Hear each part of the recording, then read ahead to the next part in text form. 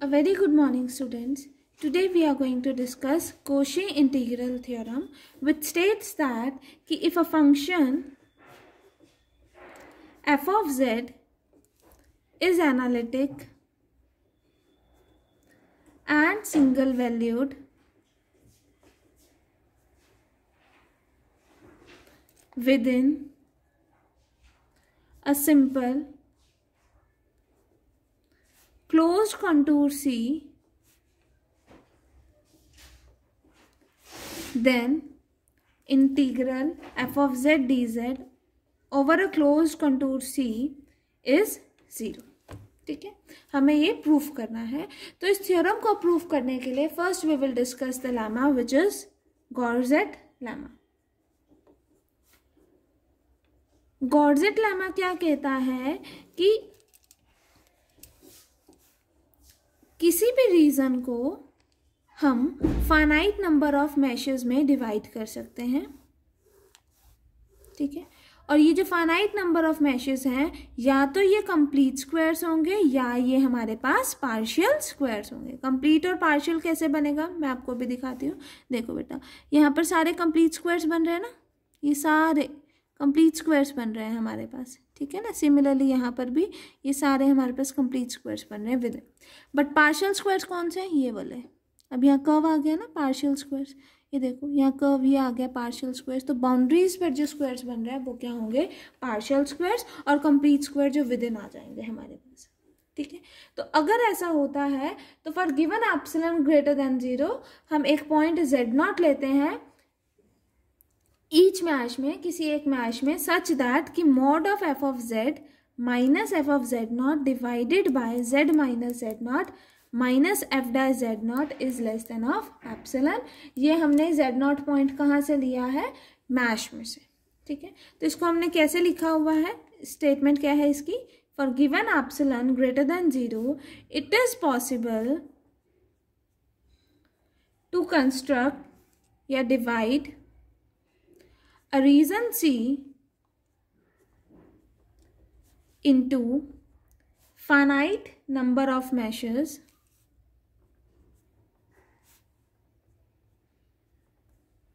और ये जो मैशेस होंगे या तो ये कंप्लीट स्क्वायर्स होंगे या फिर पार्शियल स्क्वायर्स होंगे. Either these are complete squares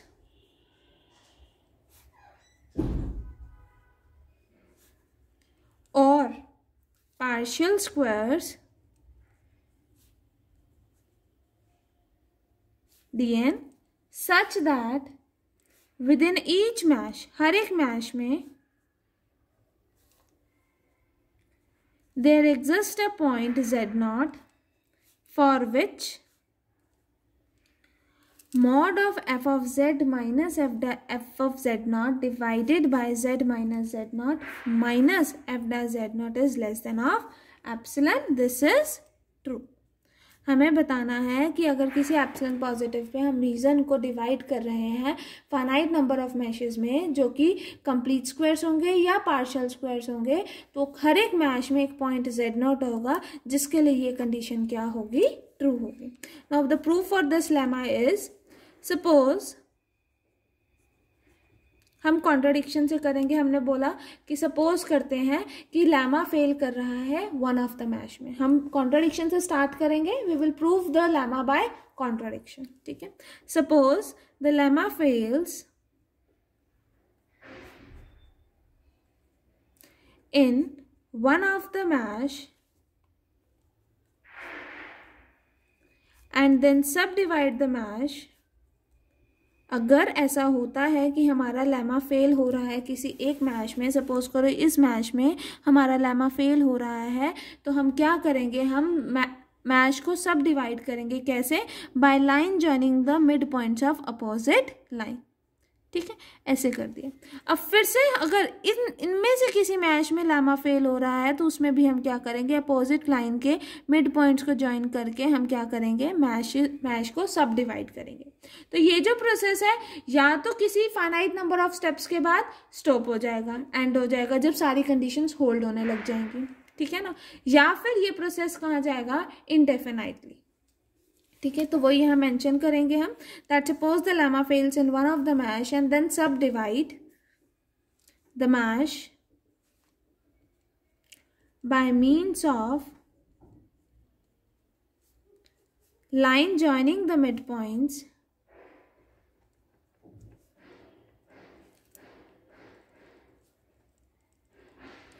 of opposite line. फिर हम क्या करेंगे कि if still there is one path which does not satisfy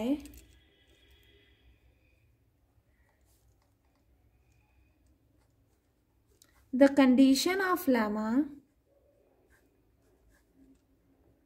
अगर फिर भी एक पाथ आ जाता है जहां पर लेमा की कंडीशन सेटिस्फाई नहीं हो रही है, फिर से हम क्या करेंगे, देन अगेन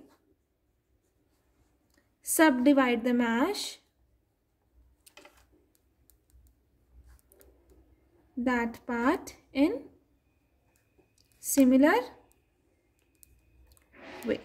ठीक है, फिर ये प्रोसेस जो है ये proof comes to an end after a finite number of step. या तो फाइनाइट नंबर ऑफ स्टेप्स के बाद ये स्टॉप हो जाएगा या फिर ये इनडेफिनाइटली चलता रहेगा. तो हम लिखेंगे यहाँ पर दिस प्रूव्स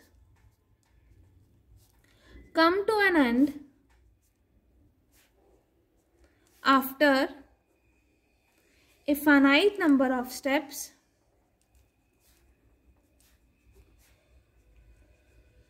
अदरवाइज नहीं तो प्रोसेस क्या होगा, इनडेफिनाइटली चलता रहेगा. अदरवाइज द प्रोसेस में गो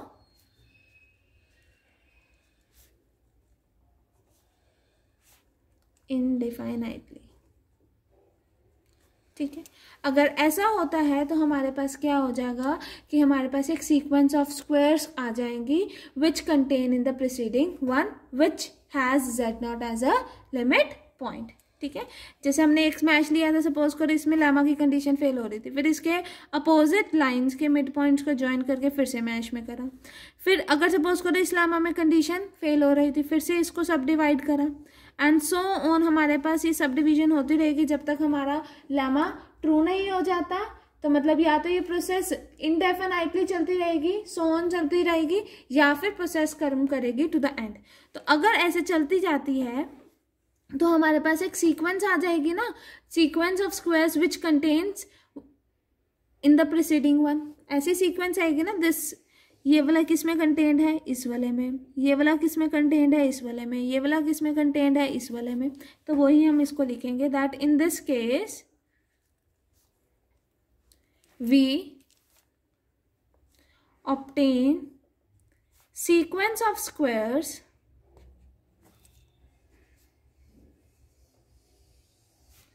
which contain in the preceding one, which contain in the preceding one, which has z0 as its limit point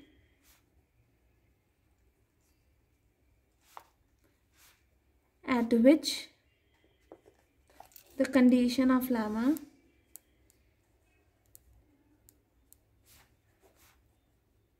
is not satisfied. अब हमने z0 कैसा पॉइंट लिया था, हमने z0 कोई भी पॉइंट मैश के अंदर लिया था. तो since z0 is an interior point of region C and हमने अभी बोला है कि लेमा ट्रू नहीं हो रहा at z0 and lemma is not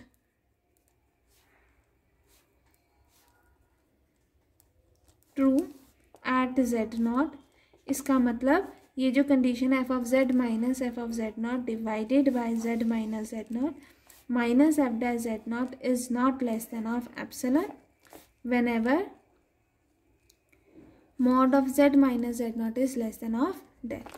ठीक है स्टूडेंट, यहाँ पर डेल क्या है, del be an small number depending upon epsilon, where del B A small number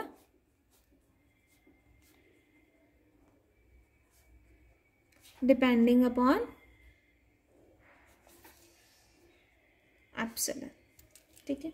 so अगर ये कंडीशन होल्ड नहीं हो रही तो इसका मतलब function f of z is not differentiable eight z not. ये कंडीशन क्या इंप्लाई करिए, F of z is not differentiable eight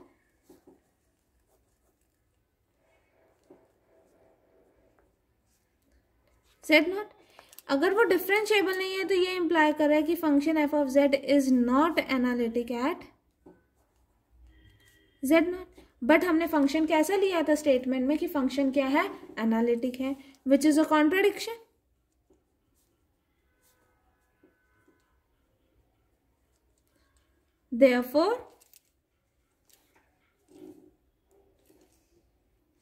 Therefore, जो ये कंडीशन है f of mod of f of z minus f of z not divided by z minus z not minus f dash z not less than epsilon is true for each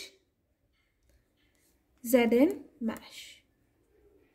ठीक है students, क्यों ये यहाँ पर contradiction आई है, क्योंकि हमें पता है कि जो फंक्शन है वो एनालिटिक है एट एवरी पॉइंट ऑफ सी, और जेड नॉट तो कोई भी पॉइंट सी में से ही था, उस पर नॉट एनालिटिक आ गया, तो मतलब कॉन्ट्रडिक्शन हो गई। तो हम कह रहे थे कि सपोज हमने यही सपोज करा था ना कि लैमा फेल हो रहा है कम से कम एक पॉइंट पर, एटलीस्ट इन वन मैश, है ना, तो वहाँ से हमारे पास कॉन्ट्रडिक्शन आ गई है, तो मतलब हमारी सपोजिशन रॉन्ग है। सपोजिशन रॉन्ग है तो मतलब ये जो कंडीशन है वो ट्रू होगी for each z in mash.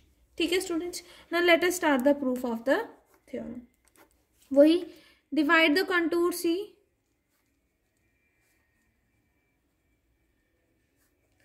In complete squares. Complete squares कौन से होंगे, C1 C2 से लेकर let it be Cn, and partial squares D1 D2 से लेकर सो ऑन Dn।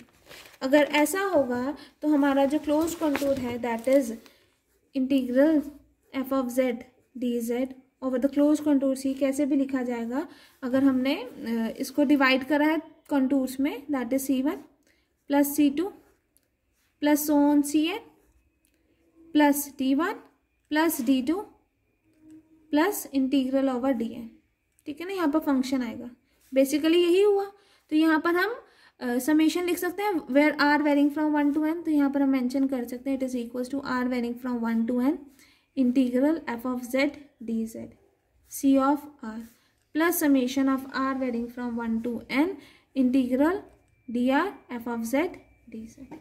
ठीक है, हमने अभी ये पढ़ा भी था कल के लेक्चर में कि जो हम पाथ कंसिडर करते हैं ऑफ इंटीग्रल वो हमेशा कैसे हम कंसिडर करते हैं, एंटी क्लॉकवाइज डायरेक्शन। तो यहाँ लिखेंगे where path of integral is an anti-clockwise direction। ठीक है, अब यहाँ पर फिर से मैश वाला एग्जांपल से मैं आपको बताती हूँ। अगर एंटी क्लॉकवाइज डायरेक्शन होती है तो हमारे पास क्या आ जाएगा,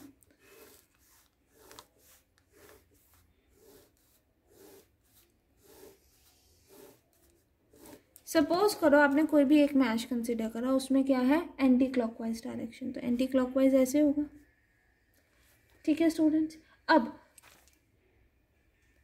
अब इंटीग्रेशन बेसिकली अगर सपोज करो ये कंप्लीट स्क्वायर CR है तो इंटीग्रेशन ऑफ CR मीन्स हर एक लाइन के कॉरेस्पॉन्डिंगली इंटीग्रेशन करना, यही होगा ना। तो integration along each side of each square. ठीक है, अब यहाँ देखो ये हैपन्स टू बी ट्वाइस, 2 बार आ रही है ना ये स्ट्रेट लाइन, इक्वल भी है पर कैसी है, अपोजिट डायरेक्शन में।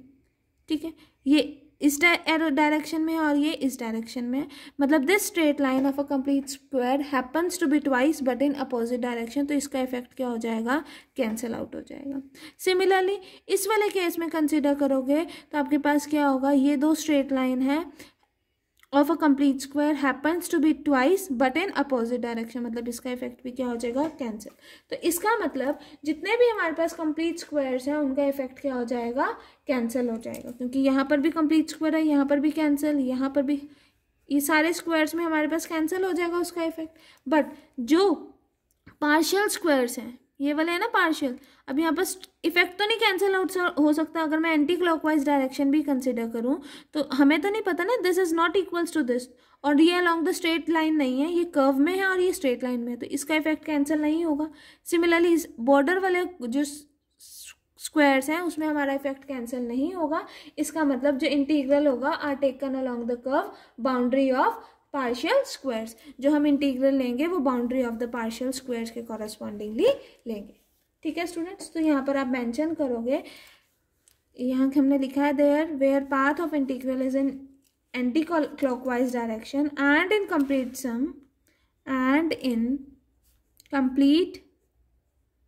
सम integration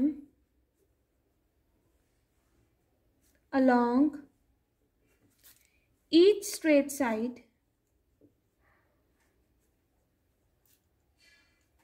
of each square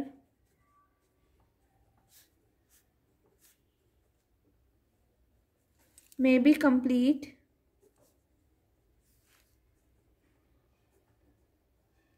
or partial. Happened to be taken twice. Happened to be taken twice. ठीक है, but in opposite directions. Opposite direction. So all the integral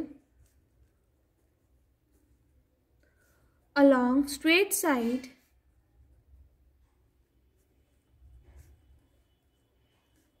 of square can be cancelled and the remaining integral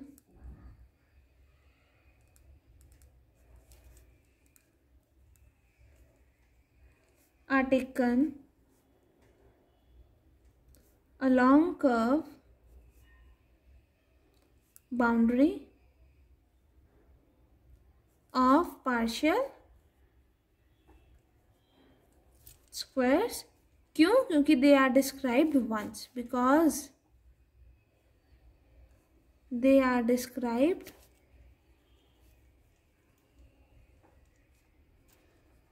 once. ठीक है students, अब हम late कर लेते हैं। Let us suppose that now let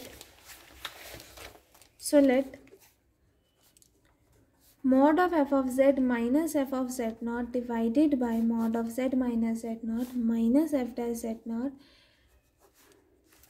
mod is equals to mod of neta, where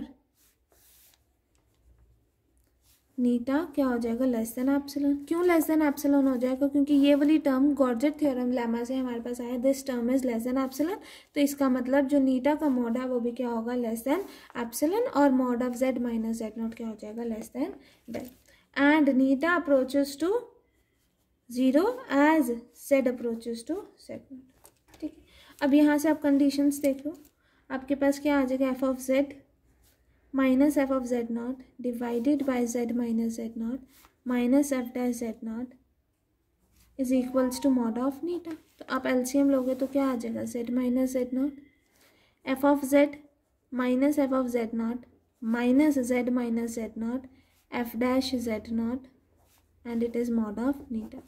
तो आपके पास क्या आ जाएगा, f of z minus f of z naught minus z minus z naught f dash z naught equals to mod of eta z minus z not.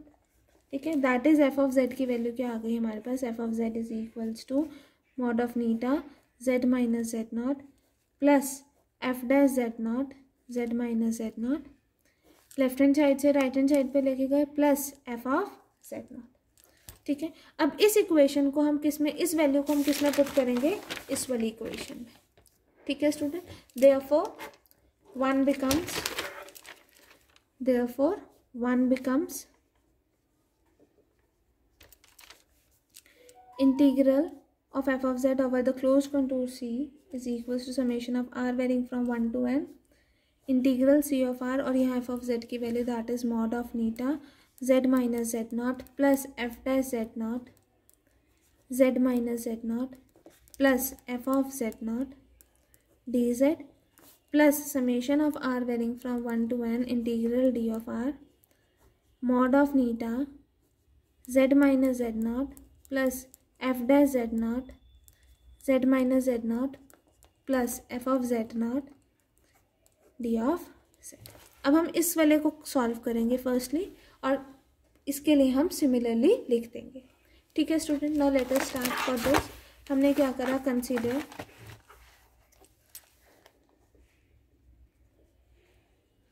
summation of r varying from 1 to n integral of CR f of z naught plus f dash z naught z minus z naught plus neta z minus z naught d of z। ये consider करा। अब इसको अलग अलग लिखिए तो क्या आ जाएगा, summation of r varying from 1 to n integral over CR, इस वाली टर्म को कंबाइन करिए और ये वाली टर्म को कंबाइन करिए तो क्या आ जाएगा, f of z not minus z not f dash z not d of z. ठीक है, प्लस अब ये टर्म रह गई, इसको लिखिए plus Z F dash z not, तो यहाँ पे इंटीग्रल डी ऑफ जेड, ये वाली टर्म भी हो गई। अब next term is this, that is plus integral eta z minus z not d z. ठीक है स्टूडेंट्स, यहाँ तक समझ आया। That is we have summation of r varying from 1 to n। अब ये जो टर्म है it is independent of z, क्योंकि यहाँ इंटीग्रल z के रिस्पेक्ट में हो रहा है तो हम ये टर्म इंटीग्रल के बाहर ले सकते हैं। F of z not minus z not f dash z not integral c of r within the limits d of z plus, अब यहाँ एफ डैश जेड नॉट है, ये भी बाहर आ सकता है, that is f dash z not integral over the complete square C r z d z plus eta. अब जेड माइनस जेड नॉट है तो हम नीटा बाहर ले सकते हैं, integral over the complete square C r z minus z not d of z. ठीक है स्टूडेंट, अब हमने कल एक डेफिनेशन पढ़ी थी that is complex line integral. उस कॉम्प्लेक्स लाइन इंटीग्रल में क्या था हमारे पास कि integral a to b f of z d z क्या होगा, it is equals to limit of n approaches to infinity s n, and s n क्या था हमारे पास, it is summation of k varying from 1 to n f xi k Z के minus 1, यही था। तो अब हमें इसी की हेल्प से इंटीग्रल डी जेड निकालना है, इंटीग्रल जेड डी जेड निकालना है एंड सो ऑन। ठीक है, अगर हम ये वाले इंटीग्रल की बात करें, इस वाले इंटीग्रल की, तो इस वाले इंटीग्रल में एफ ऑफ जेड की वैल्यू क्या हो गई, जेड। तो हम ये कंसिडर करते हैं इंटीग्रल जेड डी जेड, यहाँ पर क्या आ जाएगा, एफ ऑफ जेड की वैल्यू क्या है, जेड, तो इसका मतलब एफ जाई के की वैल्यू क्या होगी, जाई के। ठीक है, तो यहाँ क्या आ जाएगा, limit of n approaches to infinity summation of r varying from 1 to n xi r z r minus 1। ठीक है, यही आया। बट अब मैं इसको और सिंप्लीफाई फॉर्म में करना चाहती हूँ, तो हमने क्या करा, एक बार take xi r as z are और एक बार हम जाई आर को जेड आर माइनस 1 ले लेंगे। तो जब हमने इसको जेड आर लिया तो क्या आ जाएगा, integral of z d z is equal to limit of n approaches to summation of r varying from 1 to n z r minus 1। ठीक है, एंड नेक्स्ट अब हमने लिया take xi r as z r minus 1, तो हमारे पास क्या आया, integral z d z over the complete square C r is equals to limit of n approaches to infinity summation of r varying from 1 to n z r minus 1 z r minus 1। और जब हमने Z are लिया था तो क्या आ रहा था, it is limit of n approaches to infinity integral of r varying from 1 to n z r minus 1 z r minus 1। यही दो टर्म्स ली थी, let this be 8 2 and let this be 3। तो हमने क्या करा है, 2 और 3 को क्या करा, हमने ऐड करा। 2 और 3 को ऐड करा तो यहाँ पर क्या आ जाएगा आपके पास, this is added with this, तो क्या आ जाएगा, twice of integral z t z is equals to limit of n approaches to infinity summation of r varying from 1 to n। ये दोनों में कॉमन है तो ये कॉमन आ जाएगा, जेड आर माइनस 1, और इन दोनों को ऐड करेंगे तो क्या आ जाएगा, z r plus z r minus 1। Now this is a minus b a plus b, तो इसको किस फॉर्म में लिख सकते हैं, a square minus b square. तो we can write limit of n approaches to infinity summation of r varying from 1 to n z r का square minus z r minus one का स्क्वायर। अब इसको open करिए यहाँ पर आप, जब आर की वैल्यू 1 है तो क्या आ जाएगा z1 का स्क्वायर माइनस z0 का स्क्वायर, आर की वैल्यू 2 है तो क्या आ जाएगा z2 का स्क्वायर माइनस z1 का स्क्वायर, प्लस सो ऑन, जब n होगी तो क्या हो जाएगा zn का स्क्वायर माइनस zn माइनस 1 का स्क्वायर। तो ऑब्वियसली देखो z1 से कैंसिल आउट हो रहा है, जब आप 3 पुट करोगे तो क्या आ जाएगा z3 का स्क्वायर माइनस z2 का स्क्वायर, तो ये कैंसिल आउट हो जाएगा। तो मतलब प्रीवियस टर्म्स कैंसिल आउट हो रही हैं, तो रहेंगे क्या सिर्फ zn का स्क्वायर माइनस z0 का स्क्वायर। तो we will have limit of n approaches to infinity zn का स्क्वायर माइनस z0 का स्क्वायर। हमें पता है कैसा कंटूर है, it is close contour. Close contour है तो इसका मतलब zn और z0 क्या होंगे, इक्वल होंगे, क्योंकि initial point is equals to final point. तो इसका मतलब zn का square is equals to z0 का स्क्वायर, दैट इज zn का स्क्वायर माइनस z0 का स्क्वायर क्या हो जाएगा 0, मतलब दिस टर्म इज 0। तो हमारे पास क्या आ जाएगा, integral z dz of the complete square is 0। एक वैल्यू आ गई। अब मुझे इसकी वैल्यू भी फाइंड आउट करनी थी ना, that is c r d of z। तो यहाँ पर क्या आ जाएगा हमारे पास, यहाँ पर f ऑफ z की वैल्यू क्या हो जाएगी 1। तो इसका मतलब limit of n approaches to infinity s n summation of r varying from 1 to n। F xi r होता था, एफ जाई आर भी लोगे तो वो क्या हो जाएगा 1, तो यहाँ पर 1 इंटू जेड आर माइनस 1, यही आएगा। ठीक है स्टूडेंट्स, यहाँ तक समझ आया आपको। फिर से आपने इसको ब्रैकेट को ओपन करा by substituting the values of r varying from 1 to n। तो आपके पास क्या आ जाएगा z1 minus z0 plus z2 minus z1 plus z3 minus z2 so on zn minus 1, यही आएगा। तो प्रीवियस टर्म्स कैंसिल आउट होंगी, z1 वाली z1 से, z2 वाली z2 से, zn माइनस 1 वाली जब आप n को n माइनस 1 पुट करोगे तब कैंसिल आउट हो जाएगी। तो हमारे पास रहेगा क्या, ये 2 टर्म्स रहेंगे। तो हमारे पास क्या आ गया, limit of n approaches to infinity zn minus z0। फिर से क्लोज कंटूर है, क्लोज कंटूर है तो zn is equals to z0 है, zn इक्वल टू z0 है मतलब zn माइनस z0 इज 0, मतलब दिस इंटीग्रल इज 0। ठीक है स्टूडेंट्स, अब हमने यहाँ पर ये 2 वैल्यूज फाइंड आउट कर ली।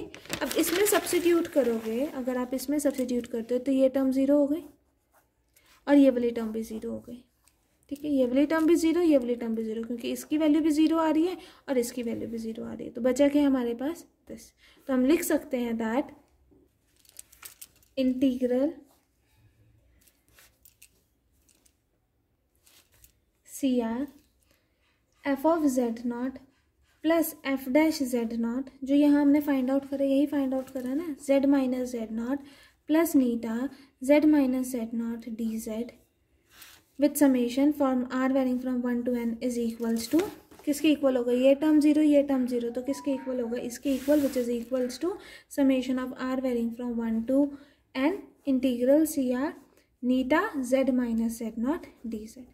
तो सिमिलरली हम लिख सकते हैं कि summation of r varying from 1 to n integral over the partial squares क्या आ जाएगा, f of z0 plus f dash z0 z minus z0 plus eta z minus z0 d z किसके इक्वल होगा, it is equals to summation of r varying from 1 to n integral over the partial square eta z minus z0 d z. ठीक है students, therefore हमारे पास जो equation है integral, therefore integral f of z d z over the close contour कैसे लिखा जाएगा, it is equals to summation of r varying from 1 to n c of r eta z minus z0 d z plus summation of r varying from 1 to n नीटा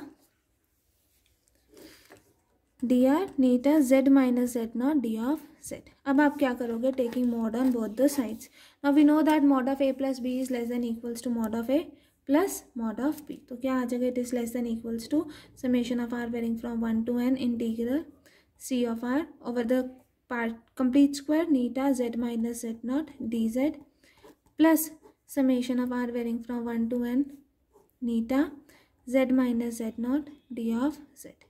ठीक है, फिर से इसको हम कैसे लिख सकते हैं, it is equal to summation of r varying from 1 to n integral आएगा बाहर, mod of eta mod of z minus z0 mod of d z plus summation of r varying from 1 to n integral over the partial square d r mod of eta, mod of z minus z not, mod of d z. ठीक है, अब मुझे पता है mod of नीटा तो less than epsilon होता है, तो ये लेस देन होता है तो एप्सिलॉन तो हम यहाँ लिख सकते हैं summation of r varying from 1 to n integral c of r epsilon mod of z minus z not mod of d z plus summation of r varying from 1 to n integral d of r epsilon mod of z minus z not mod of d of z. ठीक है students, अब complete square सी r से denote करा था और partial square हमने d are से denote करा था। अब हम मानेंगे late LR and AR be the length of sides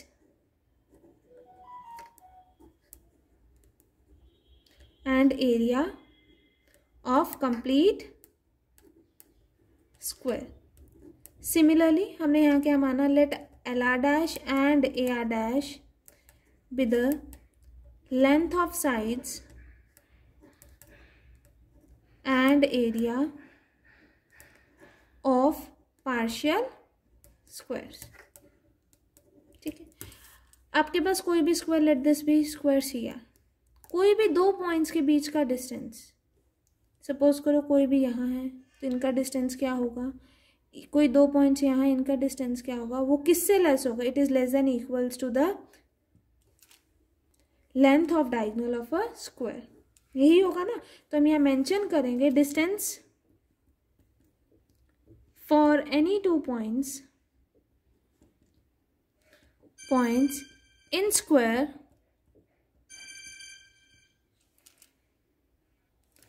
is less than or equal to length of diagonal of square। ठीक है, ये दोनों के लिए वैलिड होता है, चाहे वो कंप्लीट स्क्वायर हो चाहे वो पार्शियल स्क्वायर हो। तो इसका मतलब जो mod of z minus z not है वो क्या होगा, अगर हम कोई भी स्क्वायर ले रहे हैं, late it B this be a square, अगर इसकी लेंथ एल आर है, इसकी लेंथ एल आर है, तो distance between two points along the diagonal of the square क्या हो जाएगा, अगर हम बेसिकली कंसिडर करें वो क्या होगा, distance between two points in a square is less than equals to the length of diagonal of a square. तो डायगोनल ऑफ स्क्वायर क्या होगा, by Pythagoras theorem it is equals to under root of l r का square plus l r का square, that is it is equals to under root of 2LR। ठीक है, similarly partial squares के लिए क्या होगा, पार्शियल स्क्वायर के लिए होगा that is mod of z minus z not क्या होगा, it is equals to under root of 2LR dash. ठीक है, अब ये जो दो वैल्यूज आप किसमें सब्सटीट्यूट करोगे, you will substitute this and this one equation. तो आपके पास ये कंप्लीट स्क्वायर है तो इसकी जगह वैल्यू क्या हो जाएगी, अंडर रूट 2LR, और इसकी जगह वैल्यू क्या हो जाएगी, अंडर रूट 2LR डैश। ठीक है स्टूडेंट्स, यहाँ तक समझ आया। देयरफॉर दिस इक्वेशन बिकम्स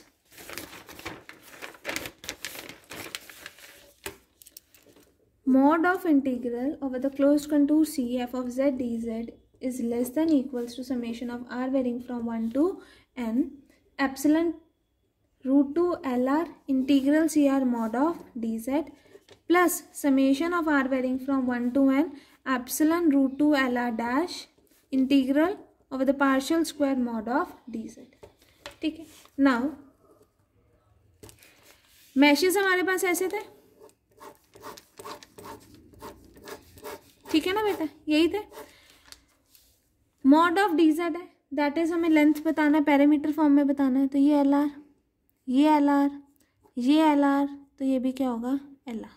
तो क्या आ गया इसका, that is we have complete square के केस में मॉड ऑफ डी जेड क्या होगा 4LR। But in case of partial squares, अगर आप ये पार्शियल स्क्वायर लेते हो तो ये वाला, ठीक है ना, अगर आप ये लेते हो ये एल आर, ये एल आर, ये एल आर, ये L R, L r dash, L r dash, L r dash, L r dash plus थोड़ा सा एक्स्ट्रा है क्योंकि ये कर्व फॉर्म में है, तो इसका मतलब इस वेल पार्शियल स्क्वायर के केस में ये क्या हो जाएगा, mod of d z is equal to 4LR dash plus delta of r where delta r approaches to 0। मैं दोबारा से बता रही हूँ, अगर आपके पास कोई भी मैश है, रीजन लिया, उसको हमने मैशेस में कन्वर्ट करा, डिवाइड करा, तो ये जो कंप्लीट स्क्वायर है तो मॉड ऑफ डी जेड क्या होगा, ये एल आर, ये एल आर, ये एल आर और ये एल आर, तो 4LR। बट अगर आप ये पार्शियल स्क्वायर की बात करो तो obviously this is greater than this. अगर ये एल आर डैश है, ये एल आर डैश है, ये एल आर डैश है, तो ये क्या होगा, ये भी एल आर डैश प्लस थोड़ा सा extra, that is del r ले लिया। तो वही हमने करा है 4 times l r dash plus delta r. ठीक है students, now if d r is a partial square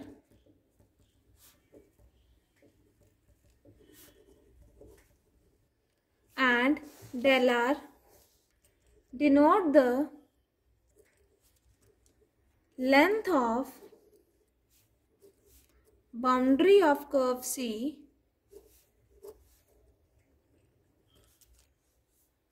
which forms part of dr।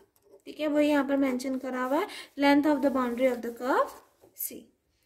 ठीक है स्टूडेंट, देयरफॉर जो अबव इक्वेशन है वो कैसे बन जाएगी, integral f of z d z over the close contour c is less than equal to summation of r varying from 1 to n epsilon root 2 l r 4 l r plus summation of r varying from 1 to n epsilon root 2 l r dash 4 l r dash plus delta of r.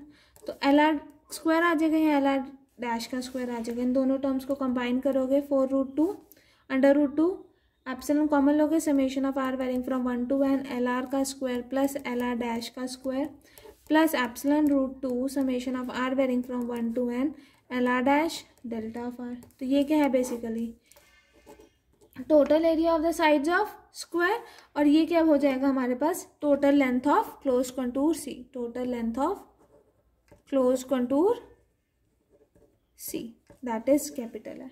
तो हम इसको कैसे लिख सकते हैं, it is equals to 4 under root of 2 epsilon capital है plus epsilon root 2 capital of L which implies that mod of integral f of z d Z over the closed contour C is less than epsilon 4 root 2 a plus root 2 L। ठीक है, now since epsilon is chosen arbitrary, epsilon को हमने arbitrary लिया था and let हमने मान लिया कि epsilon goes to 0।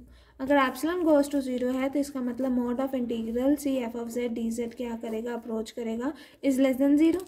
ठीक है, बट हमें पता है कि मॉड वाली टर्म कैसी होती है, इट इज इक्वल्स टू, वो कैसी होती है, वो होती है पॉजिटिव।